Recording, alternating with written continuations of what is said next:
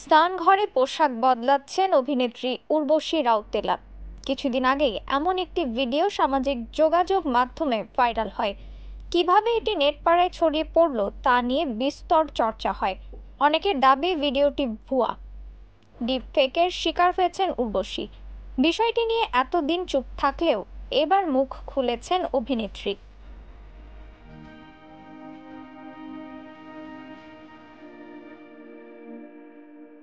উর্বশী স্বীকার করেন, স্নান ঘরের ভিডিওটিতে তিনিই ছিলেন, তবে সেই দৃশ্য তার আসন্ন ছবি ঘুষপেঠিয়ের। যদিও কিভাবে নির্দিষ্ট ওই দৃশ্য নেটপাড়ায় ছড়িয়ে পড়েছে তা নিয়ে উর্বশীর কোনো ধারণা নেই, তাই বিষয়টি নিয়ে বেশ বিরক্ত অভিনেত্রী।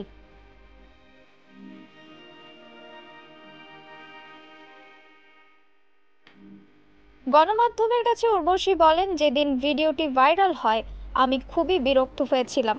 যদিও এটা আমার ব্যক্তিগত জীবনের কোনো দৃশ্য নয়, ভিডিওটাও আমার ব্যক্তিগত নয়। এই দৃশ্য আমার ছবি ঘুষপেঠিয়ের। উর্বশীর এই ভিডিও ছড়িয়ে পড়ার পরে ম্যানেজারের সঙ্গে তার ফোনালাপও ভাইরাল হয়।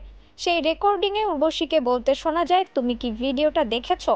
আমি বুঝতে পারছি না এগুলো বাইরে ছড়িয়ে পড়েছে কিভাবে। এর উত্তরে উর্বশীর ম্যানেজার বলেন, তিনি চেষ্টা করছেন যাতে ওই ভিডিও দ্রুত মুছে ফেলা যায়। নিউজ ডেস্ক, ভোরের আকাশ।